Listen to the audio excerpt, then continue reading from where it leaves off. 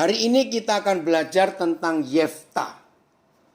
Saudara, walaupun cuma ditulis di 2 pasal di dalam kitab Hakim-Hakim, tapi kita akan belajar beberapa hal penting. Bahkan ada hal yang tragis yang kita akan lihat dalam hidup Yefta. Nah, saudara, inilah kejujuran Tuhan, ya. Inilah kejujuran Tuhan di dalam hidup kita. Jadi semua yang tertulis dalam Alkitab itu enggak cuma tentang yang baik, yang bagus, yang indah, enggak. Aduh, kalau kita baca betul-betul penuh dengan kontroversi, penuh dengan pertentangan di pikiran kita. Kenapa kok Tuhan bisa begitu? Nah, kalau ada di antara saudara pernah bertanya-tanya waktu baca Alkitab dan menemukan hal-hal yang rasanya ngeri, kadang-kadang menjijikkan, kadang-kadang aneh, dan hal-hal sepertinya negatif. Hari ini kita ketemu jawaban. Semua yang tertulis, Tuhan ingin kita belajar. Apa yang jelek terjadi dengan saudara kita di dalam kitab suci ini, artinya kita jangan mengikuti. Tapi yang positif, yang indah, yang menyenangkan, ayo kita lakukan itu. Nah, itulah hebatnya kitab suci kita jujur. Terima kasih Bapak untuk mengajarkan kepada kami semua hal-hal yang sering kami alami dalam hidup ini. Puji Tuhan. Yefta. Saudara nanti akan kagum melihat bagaimana Papa berurusan dengan seorang yang latar belakangnya sangat jelek. Saya ulangi, nanti kita akan kagum menemukan hidup Yefta. Seorang yang latar belakangnya sangat jelek. Tapi ketika dia jumpa Tuhan, hidupnya berubah. Dan dia bisa jadi alat Tuhan yang luar biasa. Lalu hal lain yang kita pelajari. Ayo kita sharingkan. Ayo kita saksikan. Kepada saudara-saudara kita yang lain, rekan-rekan kita yang lain. Tentang kegagalan, keberhasilan dari saudara-saudara kita itu. Sehingga semua orang pun boleh belajar. Oh, terima kasih Bapak. Untuk kesempatan yang luar biasa ini. Baik, mari kita baca Hakim-Hakim pasal 11. Hakim-Hakim pasal 11. Kita melihat latar belakang Yefta. Ya, sayang, saya pun ada pertanyaan. Tidak disebutkan, tidak ditulis oleh penulis kitab Hakim-Hakim ini bagaimana Yefta itu berjumpa dengan Tuhan. Itu enggak ditulis, ya. Oke, Hakim-Hakim 11, mulai ayat 1. Adapun Yefta, orang Gilead itu, adalah seorang pahlawan hebat, yang gagah perkasa, luar biasa. Tetapi, nah ini backgroundnya Yefta. Tetapi ia anak seorang perempuan sundal. Pelacur. Ayah Yefta ialah Gilead. Juga istri Gilead melahirkan anak-anak lelaki baginya. Setelah besar, anak-anak istrinya itu, maka mereka mengusir Yefta.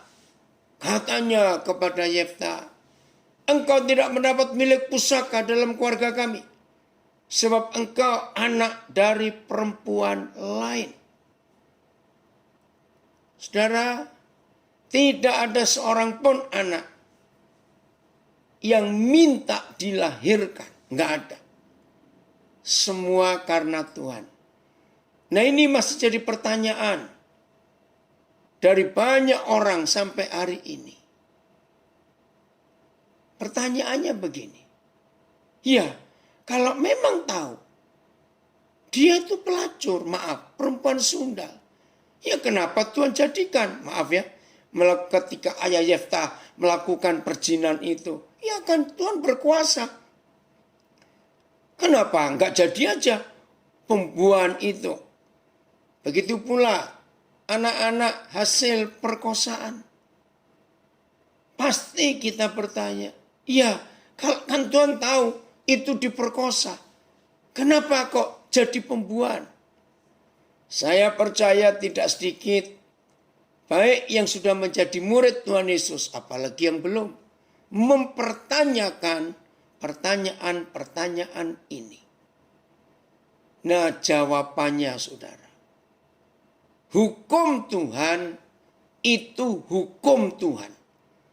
Kalau orang Belanda berkata wet is wet, hukum itu ya hukum. Artinya begini, maaf, hubungan seks awalnya ya Bapa ciptakan supaya lahir anak-anak. Tapi hubungan yang benar, yaitu disahkan dulu sebagai suami istri. Nah, kalau ada orang melakukan hubungan suami istri, kalau saya pakai istilah hubungan seks, tapi yang melakukan bukan suami istri, hukum itu tetap berlaku. Bahwa melakukan hubungan suami istri, walaupun itu bukan suami istri, akan tetap lahir anak. Karena hukum. Mungkin ilustrasi yang paling gampang begini. Ada orang makan buah, atau burung biasanya, atau binatang lain. Nah, hukumnya benih yang ditabur, dijatuhkan ke tanah. Ya, seharusnya tumbuh dong, jadi pohon. Entah dibuangnya kemana, asal ketemu tanah, setipis apa tanah itu, maka benih itu harus tumbuh. Karena itu hukumnya.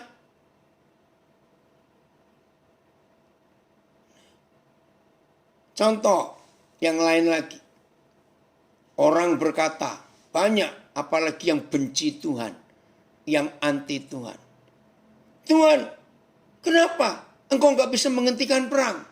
Contoh itu ya, kenapa? Loh, yang mau perang kan manusianya, bukan Tuhan.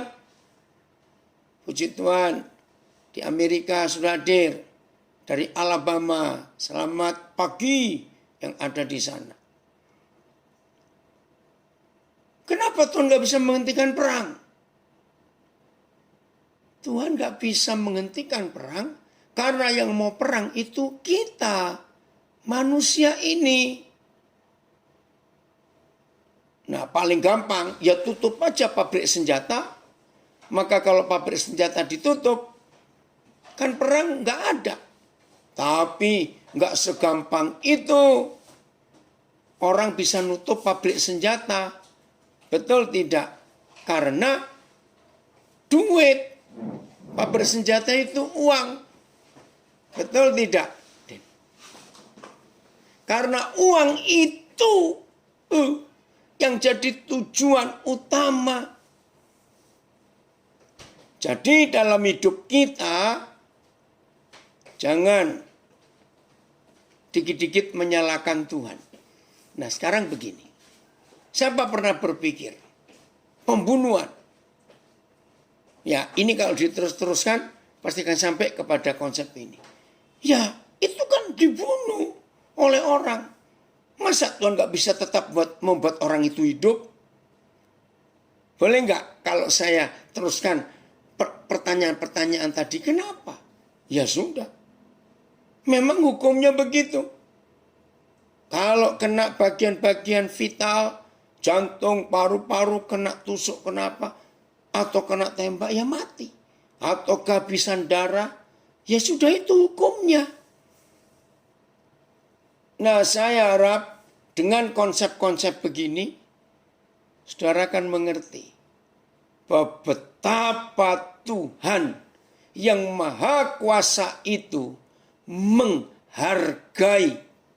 Tolong, betapa Tuhan yang Maha Kuasa, Maha Dahsyat, Dia menghargai manusia sedemikian rupa untuk kita kerjasama dengan Dia. Saya harap saudara mengerti. Sehingga dalam kehidupan kita semuanya terjadi antara Tuhan dengan kita. Ada kerjasama yang baik. Satu contoh lagi. Orang beragama ya dalam konsep ini selalu menyalahkan Tuhan. Saya ulangi. Orang beragama seringkali menyalahkan Tuhan. Contoh, mengalami apa saja yang jelek, orang beragama berkata, oh ini kehendak Tuhan. Oh ini kehendak Tuhan. Oh itu sudah nasib. Enggak. Guten Tag yang dari Gießen, Jerman. Senang sekali Sri bisa ikut gabung.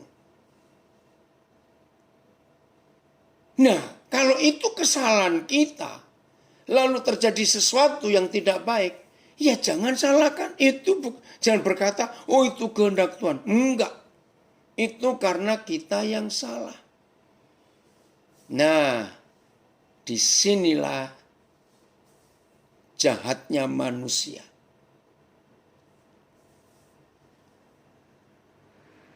Kita seringkali enak saja menuduh Tuhan. Oh ini kehendak Tuhan. Tidak saudara. Jadi dalam hidup kita perlu untuk kita mengenal Dia.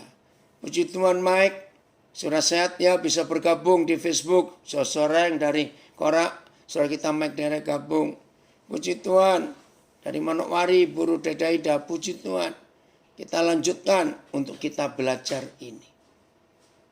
Nah, Yefta itu anak dari seorang perempuan Sunda. Nah, disinilah tugas kita sebagai murid-murid Tuhan Yesus untuk kita menjadi wakil Tuhan dan menyelamatkan orang-orang yang seperti Yefta ini dalam hidupnya. Nah, apa yang terjadi kalau ada seorang anak, perhatikan apa yang terjadi kalau ada seorang anak yang mengalami seperti Yefta ini. Mari kita yang tahu, kita boleh jadi berkat buat anak itu atau orang itu. Karena rencana Tuhan tetap baik. Ya, izinkan saya mengatakan kalimat ini. Walaupun itu anak, seorang pelacur. Walaupun itu anak hasil perkosaan, mereka enggak salah. Yang salah adalah kita orang tuanya ini. Maka itu anak-anak seperti itu harus kita selamatkan. Dan jangan kita bully atau kita ejek, kita tuduh. Enggak. Maka itu dalam tulisan kitab-kitab suci, saya selalu menentang. Anak Aram, enggak ada. Enggak ada anak Aram. Lalu, maaf ini jangan tersinggung. Saya berkata, bapak haram yang ada. Bukan anak Aram. Maka itu jangan salahkan mereka. Kita harus bertanggung jawab untuk itu. Nah, kecenderungannya, anak-anak yang seperti itu, kecenderungannya ya kita nggak bisa salahkan mereka. Karena dari kecil disakiti. Saudara lihat kembali ayat yang kedua tadi. Yefta diusir oleh anak-anak sah dari ayahnya dengan istri sahnya. Nah, Yefta kan mamanya bukan istri sah. Lihat itu ayat 2. Maka mereka mengusir Yefta, katanya kepada Yefta, engkau tidak mendapat milik pusaka dalam keluarga kami, sebab engkau anak dari perempuan lain. Oh, tersakiti betul Yefta ini. Karena diusir, ya pasti pergi. Nah, hal ini terjadi sampai sekarang. Maka larilah Yefta dari saudara-saudaranya itu dan diam di tanah Top, sebuah tempat, sebuah daerah. Di sana berkumpullah kepadanya petualang-petualang yang pergi merampok bersama-sama dengan dia. Aduh, menyedihkan sekali keadaannya karena tertolak. Jadi saudara, ketika kita sebagai gereja Tuhan tidak mau menyelamatkan anak-anak seperti itu, ingat, cuma ada satu di antara dua.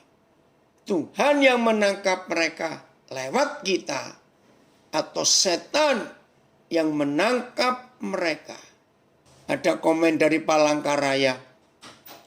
Aku dengar pertama kali tentang Bapak Haram ini tahun 87 di Langensari, Ungaran.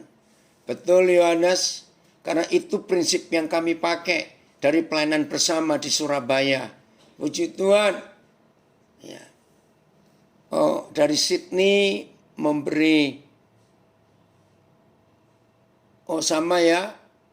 Oh, ini terjemahan apa ya? Ini saya baca ya. Ayahnya itu mempunyai juga anak-anak lelaki yang lain dari istrinya yang sah.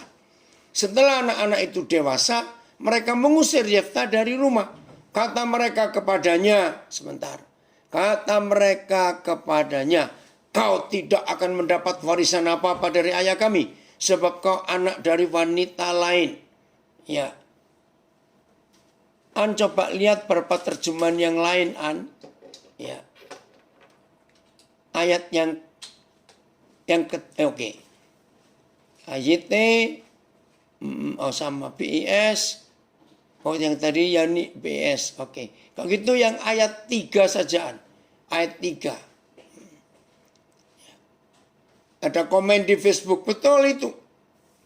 Kadang-kadang gereja memandang rendah keturunan dari anak-anak yang tumbuh di lingkungan yang tidak baik. Maka itu kita harus bertobat. Ya. Ayat Yefta melarikan diri dari suara-suaranya dan tinggal di tanah Top. Orang-orang yang tidak berguna berkumpul dengan Yefta dan pergi merampok bersamanya. Oh Tuhan, tolong kami. PS, karena itu Yefta berpisah dari saudara-saudaranya, lalu pergi dan tinggal di daerah Top. Di sana segerombolan penjahat bergabung dengan dia. Lalu mereka pergi merampok. Sama. Nah, saudara, sejak tahun 70-an, oh terima kasih ya ini BIMK ya. Sejak tahun awal 80-an, ketika Tuhan mempercayakan saya untuk menangani anak-anak korban narkoba dan korban kerusakan keluarga. Saudara, di situ saya belajar. Maka itu ayat 3, Hakim-Hakim 13 ini sangat luar biasa. Begini luar biasanya. Maaf ya, maka itu para pendeta, para gembala, kita harus belajar. Tolong, saya pakai istilah orang-orang gereja, perhatikan fakta ini. Setelah saya sering berkumpul, tinggal bersama dengan mereka yang mantan orang-orang jahat, bahkan masih ada yang pemakai juga, maka saya menemukan fakta ini. Maka itu ada Hakim-Hakim 11 ayat 3. Dengarkan. Ternyata saudara, kelompok-kelompok narkoba itu jauh lebih mudah, lebih bisa menerima orang-orang yang senasib dengan mereka. tanpa mempertanyakan, kamu sakit apa? Sudah kena HIV atau belum? Kamu itu pengguna apa? Jenis apa? Jenis apa? Enggak ditanya, saudara. Begitu di antara mereka datang satu orang baru yang mereka pun enggak kenal. Itu yang saya kagum. Langsung mereka terima. Maaf, tanpa ngisi formulir. Kita harus jujur. Coba kalau mau masuk satu gereja. Ini rasanya di screening dulu. Ngerti kata di screening? Diperiksa dulu. Terus suruh isi form. Dari mana? Ini itu semuanya. Maka itu kesimpulan saya. Ternyata kelompok-kelompok penjahat yang kita katakan penjahat. Atau istilah lebih kasar lagi. Sampah-sampah masyarakat itu. Seperti Yefta ini buktinya. Ternyata mereka lebih gereja dari gereja itu sendiri. Mengerti kalimat ini? Mereka itu lebih nyata kasih Yesus yang mereka praktekkan untuk saling menerima. Daripada masuk dalam satu gereja. Mari kita bertobat. Ini yang kita harus pikirkan. Hari-hari ini setan makin kurang ajar. Maka kita tahu pasti di sekitar kita ada banyak Yefta-Yefta yang lain. Ini anak saya dari Klaten, betul. Anak-anak pang yang di jalanan ada komunitasnya. Mereka bisa saling menerima. Nah, saudara, ayo kita perhatikan itu ya. Kan kembali ke Hakim-Hakim 11 ayat yang keempat. Ini terjemahan IMB Indonesia.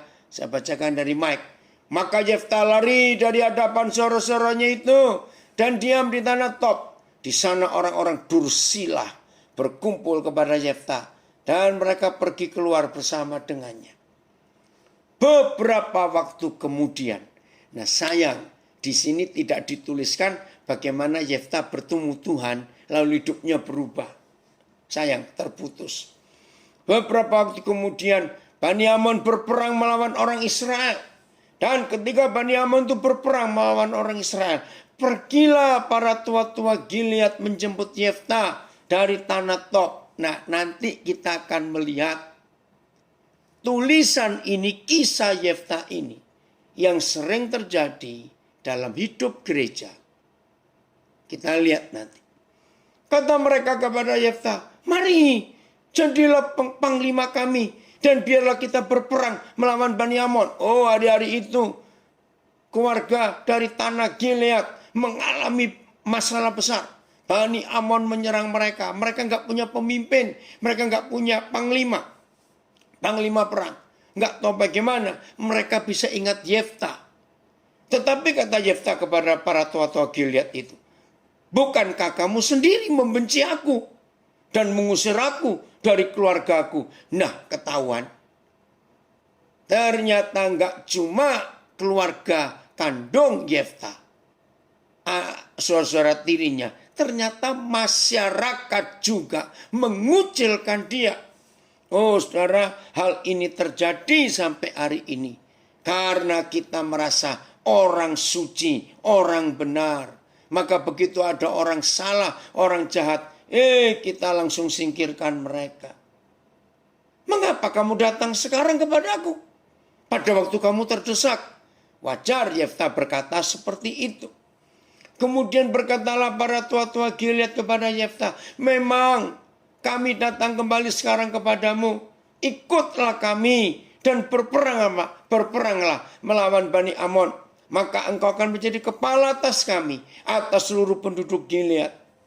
Kata Yefta kepada para tua-tua Gilead, jadi jika kamu membawa aku kembali, ya ke keluarganya di tanah Gilead untuk berperang melawan Bani Amon, dan Yahweh menyerahkan mereka kepadaku, maka akulah yang akan menjadi kepala atas kamu. Lalu kata para tua-tua Gilead kepada Yeftah, demi Yahweh yang mendengarkannya sebagai saksi antara kita, kami akan berbuat seperti katamu itu. Maka Yeftah ikut dengan para tua-tua Gilead, lalu bangsa itu mengangkat dia menjadi kepala dan panglima mereka. Tetapi Yeftah membawa seluruh perkaranya itu ke hadapan Yahweh di Mizpah. Nah, jadi sampai di situ kisah ini menarik sekali, bukan? Puji Tuhan, orang-orang Gilead rendah hati mau bertobat. Yang dulu nggak suka mengusir Yeftah, sekarang Yeftah jadi orang hebat. Nah, ayat 12 sampai ayat yang ke-28, saya nggak ulas panjang, tapi nanti saudara baca. Jadi suatu saat ada masalah antara beberapa suku yang di luar Israel itu. Ternyata pernah terjadi berapa waktu sebelumnya, ada kesalahan dalam mereka memutuskan untuk perbatasan wilayah mereka. Nah, di sini nanti kita melihat Yeftah itu orang yang diberi hikmat oleh Tuhan. Sehingga masalah yang sudah sekian lama, nggak ditulis berapa lama masalah itu terjadi. Tapi Yeftah dengan hikmat Tuhan bisa memecahkan masalah itu. Coba lihat ayat 27 ya. Ayat 27, jadi aku tidak bersalah terhadap engkau, tetapi engkau berbuat jahat terhadap aku dengan berperang melawan aku. Yahweh hakim itu, dialah yang menjadi hakim pada hari ini antara orang Israel dan Bani Amon. Tetapi Raja Bani Amon tidak mendengarkan perkataan disampaikan kepadanya oleh utusan-utusan Yeftah. Tapi masalah itu selesai. Wah, ini hikmat Tuhan yang luar biasa. Dari peristiwa ini kita melihat sejelek apapun, sehancur apapun masa lalu seseorang, begitu bertemu dengan Tuhan, hidupnya pasti berubah. Lalu Tuhan merubah hidup orang itu dan menjadi pemimpin yang luar biasa. Ini pemakaian Tuhan dalam hidup Yeftah yang luar biasa. Belum selesai. Oh, setelah begitu lama, saudara, ayat 29 sampai ayat yang ke-40. Ada kisah lagi yang menyedihkan. Nah, ini yang kita bertanya-tanya, kok bisa begitu? Maka itu masa lalu kita harus total disembuhkan Tuhan. Total. Nasar Yeftah judulnya. Lalu roh Yahweh menghinggapi Yeftah. Ia berjalan melalui daerah Gilead, ya, dan daerah Manasye. Kemudian melalui Mizpah di Gilead. Dan dari Mizpah di Gilead, ia berjalan terus ke daerah Bani Amon. Lalu bernasarlah Yeftah kepada Yahweh, katanya, jika engkau sungguh-sungguh menyerahkan Bani Amon itu ke dalam tanganku, maka apa yang keluar dari pintu rumahku untuk menemui aku pada waktu aku kembali dengan selamat dari Bani Amon, itu akan menjadi kepunyaan Tuhan, dan aku akan mempersembahkannya sebagai korban bakaran. Aduh, ini tragis sekali. Nah, saudara, kita belajar begini. Hati-hati. Kalau kita berbicara di hadapan Tuhan, kita harus hati-hati. Ya, nah, nggak tahu motivasi apa Yeftah ini.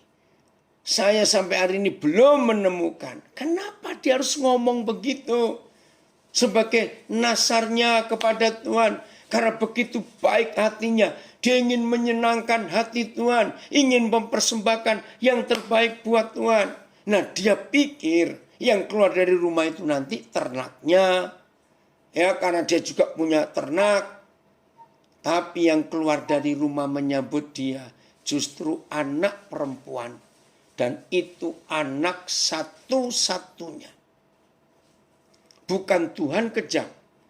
Jangan menuduh Tuhan kejam. Tidak. Karena inilah hukum itu hukum. Masih ingat dalam Injil Matius, Tuhan Yesus mengajarkan kepada kita, kalau ya katakan ya, kalau tidak katakan tidak. Maka selebihnya itu dari si jahat. Bahkan Tuhan Yesus pun berkata, perkataan kita ini nanti yang akan bersaksi kepada kita di hari penghakiman. Perkataan kita ini. Maka itu di pengadilan, saudara. Ingat kalau zaman dulu sebelum ada laptop, sebelum ada alat-alat canggih, saudara, maka kata steno, tahu kata steno? Itu kalimat singkatan-singkatan. Itu diperlukan di pengadilan. Jadi di pengadilan itu, kalau saudara lihat zaman dulu, selalu ada orang yang pakai mesin tik, mengetik semua yang diucapkan. Baik dari hakim, dari terdakwa, dari saksi, dari penuntut umum, terus. Nah itu harus pakai steno supaya cepat. Sebab sistem pengadilan itu sampai hari ini yang akan menentukan hukuman itu berat atau ringan, bebas atau bersalah, itu tergantung kata-kata yang diucapkan di pengadilan itu. Nah, Yefta nggak bisa menarik balik nasarnya kepada Tuhan. Jadi jangan anggap Tuhan kejam. Ya masa Tuhan nggak bisa mengganti? Masa anak dikorbankan? Memang ngeri dalam hal ini. Tapi inilah keadilan Tuhan. Lihat di Indonesia. Bahkan hari ini ada kasus lagi. Seorang anak muda, tidak tahu di daerah mana Jawa Tengah, ngomong yang ngaco tentang wali kota Solo. Nah itu sudah berkali-kali kita temukan. Ya ujung-ujung cuma minta maaf. Nggak bisa, kata-kata yang sudah diucapkan itu nggak bisa ditarik kembali. Ya di sini kita belajar. Hati-hati dengan mulut kita. Kalau kita bicara, jangan sampai dengan perkataan kita, maka kita akan diadili dan dinyatakan bersalah. Aduh, itu menyedihkan sekali kalau seperti itu. Jadi jaga mulut kita. Nah, bagi saudara yang belum puas dengan ini, berjuang sendiri, minta Roh Kudus menjelaskan. Jadi apa yang saya pelajari lewat kasus Nasarnya Yefta ini, hati-hati kalau bicara. Walaupun yang unik itu kan lalu Roh Yahweh menghinggapi Yefta. Kan ada Roh Kudus dalam hidupnya. Nah itu juga yang kita harus hati-hati. Apalagi kalau kita diurapi oleh Roh Kudus. Harus berhati-hati dalam semua perkataan kita. Karena itu yang akan mengadili kita. Ya, hukum itu hukum. Maka itu jangan kita salah bicara dalam hal ini. Harus berhati-hati. Nah, terus pasal 12 ya, ayat 1 terjadi waktu itu ya perdebatan antara orang-orang dari suku Efraim. Ya, saya akan baca. Dikerahkanlah orang Efraim. Hakim-Hakim 12 ayat 1. Dikerahkanlah orang Efraim. Lalu mereka bergerak ke Safon. Dan mereka berkata kepada Yefta, mengapa engkau bergerak untuk memerangi Bani Amon dengan tidak memanggil kami untuk maju bersama-sama dengan engkau? Sebab itu kami akan membakar rumahmu bersama-sama kamu. Tetapi jawab Yefta kepada mereka, aku dan rakyatku telah terlibat dalam peperangan yang hebat dengan Bani Amon. Lalu aku memanggil kamu, tapi kamu tidak datang menyelamatkan aku dari tangan mereka. Ayat 3. Ketika kulihat bahwa tidak ada yang datang menyelamatkan aku, maka aku mempertaruhkan nyawaku. Dan aku pergi melawan Bani Amon itu. Dan Yahweh menyerahkan mereka ke dalam tanganku. Mengapa pada hari ini kamu mendatangi aku dan berperang melawan aku? Saudara, sepertinya begitu hebat Yefta dipakai oleh Tuhan. Tapi kok rasanya ada saja masalah yang dihadapi itu. Mari kita lihat satu ayat ini. Kolose 3 ayat 25. Inilah bentuk keadilan Tuhan. Kolose 3 ayat 25. Terus kita belajar untuk mengenal isi hati Bapa. Barang siapa berbuat kesalahan, ia akan menanggung kesalahannya itu. Karena Tuhan tidak memandang orang. Sebab orang yang berbuat salah akan menerima balasan atas kesalahan yang dilakukannya. Dan tidak ada yang dikecualikan. Nah, itu adilnya Tuhan. Karena orang yang berbuat salah akan menanggung kesalahan yang diperbuatnya itu. Dan tiadalah orang dibedakan atas rupanya. Dan siapapun yang berbuat salah akan menanggung kesalahan-kesalahannya itu. Karena Tuhan tidak memandang muka. Dan siapa yang berbuat salah, dia akan menerima apa yang dia perbuat. Dan tidak ada pengistimewaan. Yang lain sama. Saudara, inilah kebenaran itu. Maaf, ini saya cuma meraba. Saya nggak berani berkata ini pasti. Ingat tadi Yefta, waktu diusir dari rumah ayahnya, dia berkumpul dengan para perampok dan pergi merampok. Nah, saya cuma berkata, mungkin ada hal itu. Karena peristiwa Kejadian 3, kalau saudara masih ingat, ketika Kain membunuh Habel, maka ada firman, darah adikmu itu berseru sampai ke surga. Darah adikmu itu. Nah, jadi saudara, kalau kita buat benar, ya pasti buahnya benar. Kalau kita buat salah, ya pasti buahnya salah. Jadi lagi sekali, saya tidak menuduh, ya, tapi kira-kira. Kenapa ada hal seperti itu? Oh, FAYH ya. Jadi, Kolose 3:25. Jadi, jika saudara tidak berusaha dengan sebaik-baiknya, maka saya bagus memberikan terjemahan ini sebentar. Jadi jika saudara tidak berusaha dengan sebaik-baiknya bagi dia, ia akan membayar saudara dengan cara yang tidak saudara sukai. Sebab tidak ada orang yang diistimewakannya. Sehingga tidak seorang pun boleh berlalai-lalai dalam melaksanakan tanggung jawabnya. Terima kasih untuk terjemahan FAYH ini. Iya, jadi setiap kita. Nah, jadi ini cuma perkiraan saya saja. Kenapa Yefta begitu banyak masalah yang dihadapi dalam hidupnya. Walaupun dia dipakai Tuhan. Nah, saudara jangan takut. Pembelaan Tuhan tetap ada. Karena kalau saudara baca sampai hari akhir hidup Yefta, Tuhan memang menggenapi janjinya. Ya, betapa hebat pernyataan Tuhan itu dalam hidup Yefta. Oke, kita tinggalkan Yefta.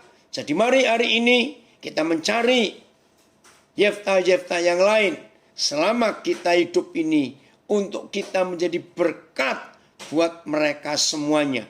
Karena begitu banyak anak-anak yang tertolak di sekitar kita yang bukan karena salah mereka.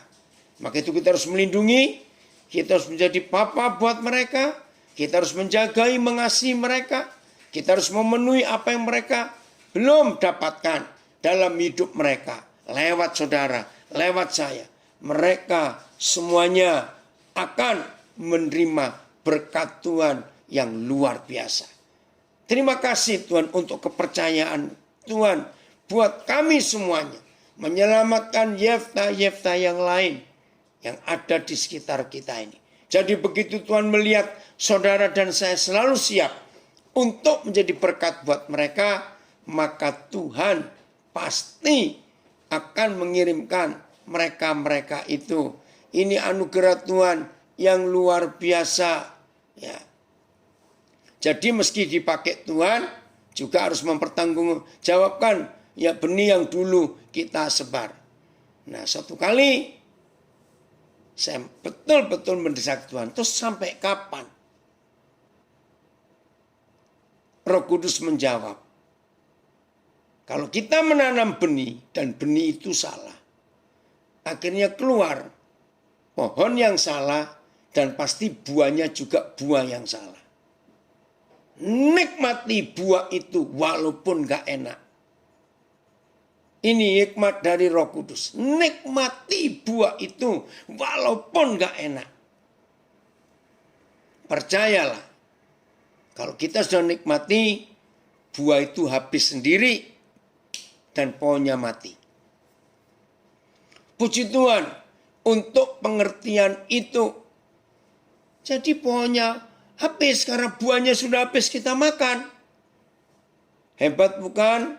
Untuk itu, maka itu mulai hari ini saudara, jangan main-main dengan hukum Tuhan. Kita harus mentaati betul-betul. Apa yang kita tabur akan kita tuai. Tuhan menolong kita untuk mampu menghabiskan buah yang tidak enak karena perbuatan kita yang dulu. Buahnya habis, pohonnya mati, selesai. Puji Tuhan untuk itu. Dan jangan menyalahkan Tuhan dalam hal ini. Oke, kita lihat ya ada komen. Nikmatilah ketidaknikmatan itu dengan senikmat-nikmatnya. Nanti selesai. Rencana Tuhan gak pernah gagal dalam hidup kita masing-masing. Asal kita tetap taat melakukan apa yang Tuhan perintahkan kepada kita. Kita buka kitab Ratapan, pasal yang keempat. Begitu banyak. Oke Yudi, guten Tag. Ini saudara saya yang kenal di Jerman tahun 83 yang lalu. Baik, Ratapan 4. Saudara lihat judulnya aja mengerikan. Sengsara Sion yang dahsyat. Wih, sudah mendengar kata sengsara saja kita ngeri. Ini dahsyat lagi. Ya, kita lihat bagaimana Tuhan bekerja dalam kehidupan setiap kita. Ratapan 4 ayat 1. Ini meratap. Sungguh pudar emas itu. Emas murni itu berubah. Batu-batu suci itu terbuang di pojok tiap jalan. Siapa mereka? Anak-anak Sion yang berharga, yang setimbang nilainya dengan emas tua.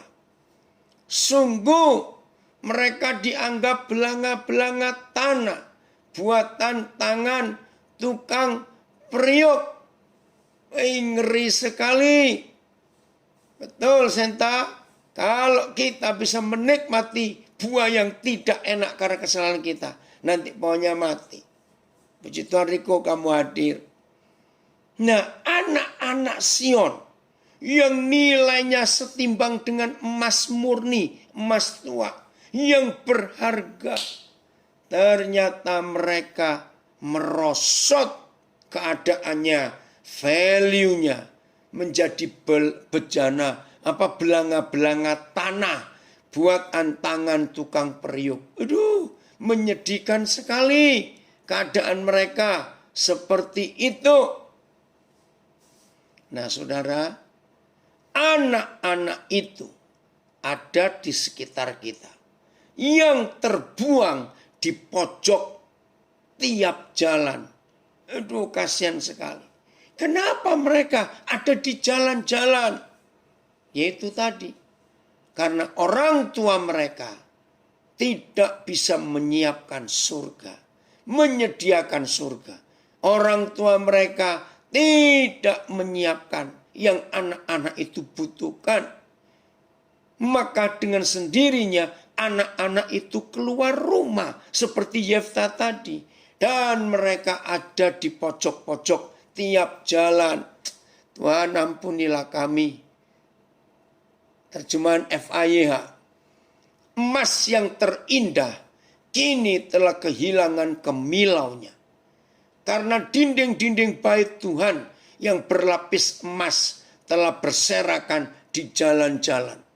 Anak-anak muda Sion yang menjadi puncak kebanggaan dan senilai dengan emas tua yang murni telah diperlakukan seperti barang-barang dari tanah liat yang tidak berharga.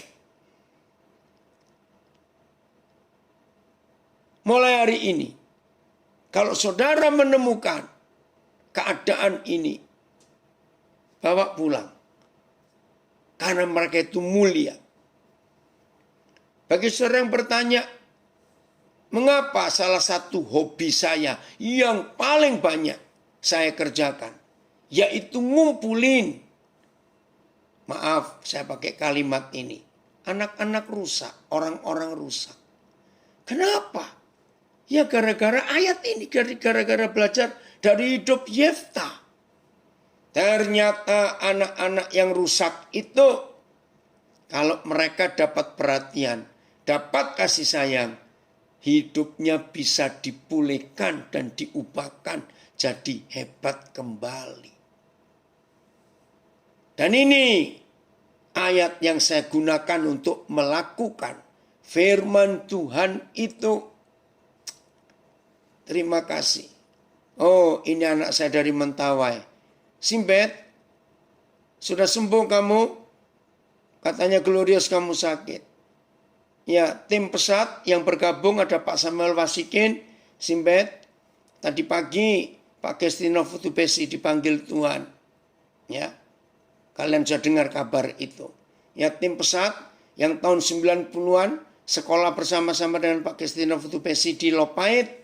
Sampaikan berita ini kepada semua yang kenal, yang seangkatan pesat di Lopait tahun 94 yang lalu.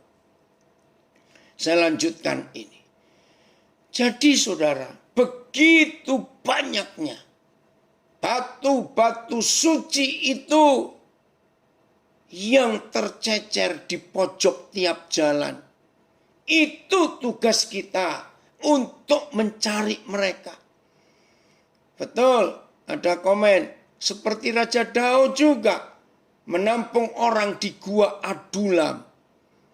Iya, 400 orang. Nanti saudara cari ayatnya. Orang sakit hati, orang yang dikejar hutang, orang yang ngalami masalah-masalah begitu banyak. Daud menyelamatkan mereka. Makasih Simbet, sudah sembuh kamu ya. Lihat ayat 3, ratapan 4 tadi. Nah ini loh cara Tuhan membandingkan kita manusia. Itu kok nggak enak sekali.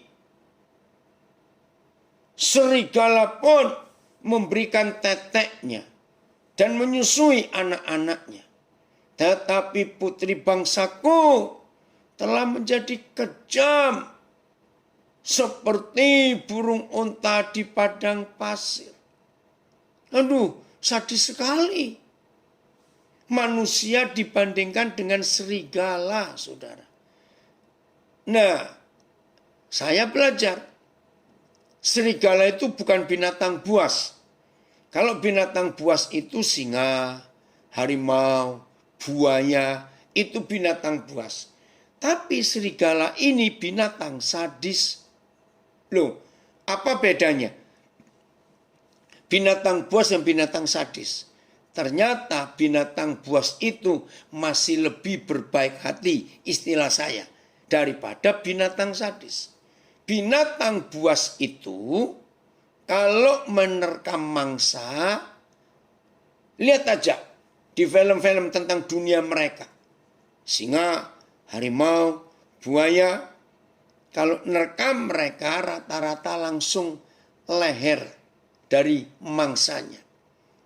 Langsung mati, nggak lama. Tapi kalau serigala, tidak. Aduh, mereka nyeksa dulu. Maka itu dilempar. Ya, macam-macam lah. Cara pernah lihat film itu. Nah, bayangkan.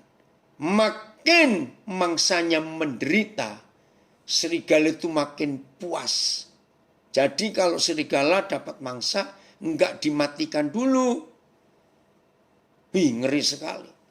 Tapi Papa di sorga membandingkan manusia itu dengan serigala. Dan itu fakta. Serigala pun bisa mau menyusui anaknya. Padahal mereka binatang sadis. Tapi anak manusia. Tapi manusia ini kejam. Saudara lihat anak-anak yang bayi-bayi yang dibuang. Bayi-bayi yang dibunuh baru lahir.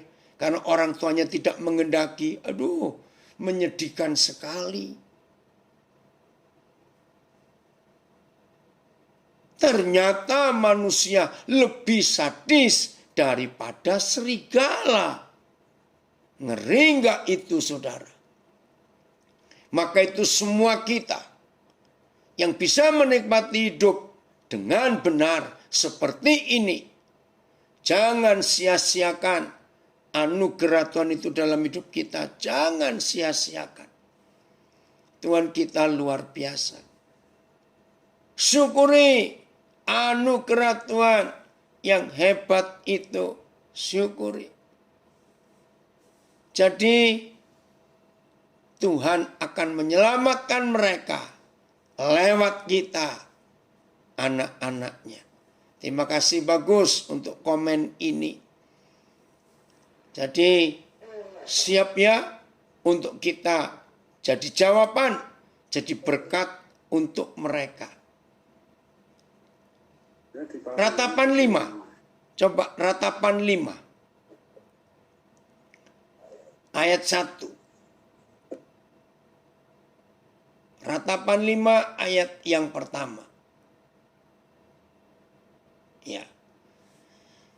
Judulnya doa untuk pemulihan. Nah, gereja-gereja yang selalu mengadakan doa-doa pemulihan. Ya, doa syafaat, doa keliling, doa ini, doa itu. Pokoknya untuk pemulihan. Hari ini saudara yang punya pelayanan doa pemulihan, kemana-mana doa pemulihan. Kiranya mulai hari ini saudara merubah yang saudara doakan. Itu bukan lingkungannya, suasananya, tempat-tempatnya, tidak. Lalu apanya? Nah, ratapan 5 ini memberitahukan kita doa untuk pemulihan bukan doa teriak-teriak, doa pakai kencorotan anggur perjamuan, minyak urapan, lalu pakai bendera-bendera, tidak. Terus keliling-keliling, jalan, enggak ternyata. Doa untuk pemulihan itu adalah sebuah tindakan. Ada satu generasi, ada satu kelompok yang harus dipulihkan. Maka kalau kelompok itu dipulihkan, semuanya pasti dipulihkan. Ingatlah ya Yahweh, apa yang terjadi atas kami. Pandanglah dan lihatlah akan kehinaan kami. Aduh, siapa mereka ini? milik pusaka kami beralih kepada orang lain, rumah-rumah kami kepada orang asing. Ratapan 4 dan ratapan 5 ternyata sebuah konsep kebenaran. Ketika setan merusak manusia, maaf saya pakai kata ini, dengan free sex, lalu lahirlah anak-anak yang seperti Yefta tadi. Saya ulangi, siapa mereka? Yang ada di ayat 1 dan ayat 2, ratapan 5. Saya baca lagi ya. Ingatlah ya Yahweh, apa yang terjadi atas kami. Pandanglah dan lihatlah akan kehinaan kami. Milik pusaka kami beralih kepada orang lain. Rumah-rumah kami kepada orang asing. Siapa ini? Sampai rumah saja mereka enggak punya. Orang asing mengambil milik pusaka mereka. Mereka terhina. Mereka terbuang. Ayat 3 mulai kelihatan siapa mereka. Kami menjadi anak yatim, fatherless. Nah, ketahuan sekarang. Inilah Yefta-Yefta yang ada di sekitar kita. Anak-anak yatim itu tak punya bapak. Dan ibu kami seperti janda. Coba lihat berapa terjemahan ayat 3 ini. Karena kata seperti janda itu pertama kali saya belajar mengganggu pikiran saya itu. Sungguh-sungguh. Sudah janda kok pakai seperti itu, kenapa? Ayat kami menjadi yatim, tidak mempunyai ayah, dan ibu kami seperti janda. Oh, sama juga. Terjemahan lama. Bahwa kami ini anak piatu yang tiada berbapak. Dan ibu kami pun seperti perempuan janda adanya. Ayah kami telah dibunuh musuh. Kini ibu kami janda dan kami piatu. MILT. Kami yatim, tak berayah. Ibu-ibu kami seperti janda. Ya, semuanya seperti janda. Baik, kita akan melihat ini. Begini arti seperti janda. Kenapa kalau janda kok nggak dikatakan langsung janda? Oh, F.A.Y.A telah menjadi janda. Betul. Ya.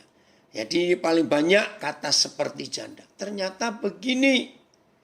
Ya. Kalau janda itu ya seorang perempuan sudah menikah, lalu entah diceraikan suami atau suaminya meninggal. Nah, itu janda. Tapi kalau seperti janda, dikatakan tidak menikah, tapi ada anaknya. Tapi anaknya nggak ada bapaknya. Ternyata mereka tidak menikah. Maka itu nggak bisa dikatakan janda. Walaupun ada anaknya dan nggak ada bapaknya. Saya harap saudara mengerti ya. Jangan bingung dengan kalimat ini. Jadi itulah korban free sex. Seks bebas. Sedih sekali. Maka itu pria-pria jaga diri kita dalam nama Yesus.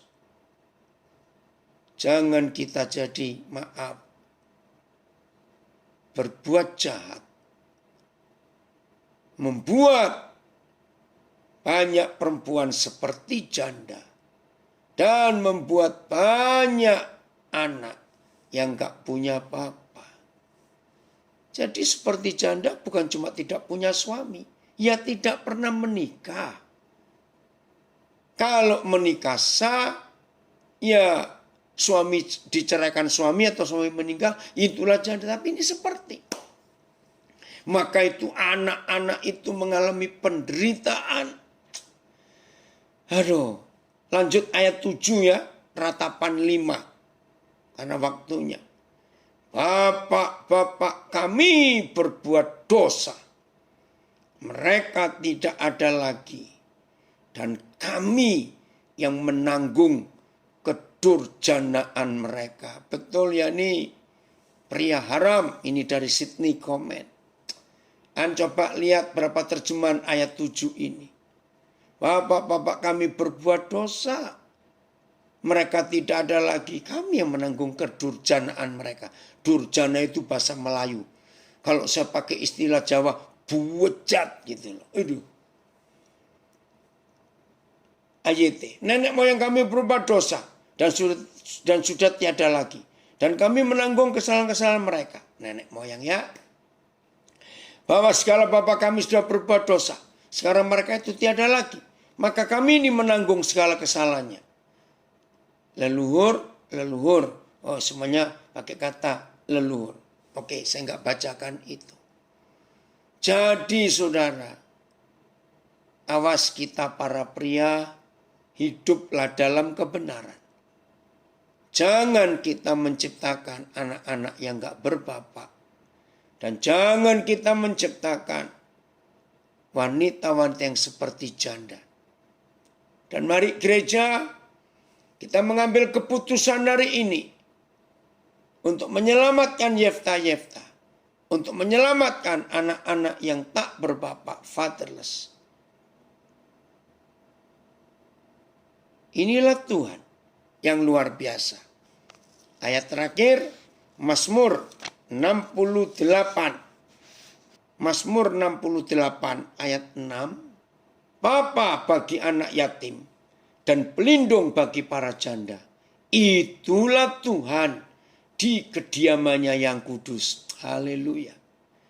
Ayah bagi anak-anak yatim, pembela bagi para janda. Adalah Tuhan di tempat tinggalnya yang kudus. Ialah bapa segala anak piatu dan hakim segala perempuan janda, yaitu Tuhan dalam kedudukannya yang suci. Tuhan yang tinggal di rumahnya yang suci adalah bapa anak yatim dan pembela para janda. Tuhan di kediamannya yang kudus adalah bapa bagi anak yatim dan pembela bagi janda-janda. Bapa bagi anak-anak yatim dan pembela bagi para janda adalah Tuhan di tempat kediamannya yang suci. Puji Tuhan. Ya Riko, puji Tuhan untuk itu. Maka itu kita harus menjadi gereja yang benar. Kalau Bapa yang di surga, itu Bapa bagi semua anak yatim. Anak yang gak punya papa. Dan kita ini wakilnya. Maka dia juga menjadi pelindung bagi para janda. Betapa indahnya dunia kalau gereja, yaitu saudara dan saya, melakukan kebenaran ini. Oh, luar biasa. Maka kita percaya enggak ada kejahatan lagi di dunia ini. Mari mulai hari ini semua kita yang mendengar firman ini menjadi jawaban buat Yefta-Yefta yang ada di sekitar kita. Untuk mereka menemukan Bapa yang baik itu. Terima kasih Bapa untuk kepercayaanmu sebagai murid-muridmu, sebagai anak-anak Bapa di surga. Terima kasih. Kita menjadi jawaban buat dunia yang sedang rusak dan kacau ini. Tuhan Yesus memberkati kita semua dan kita menjadi pelakunya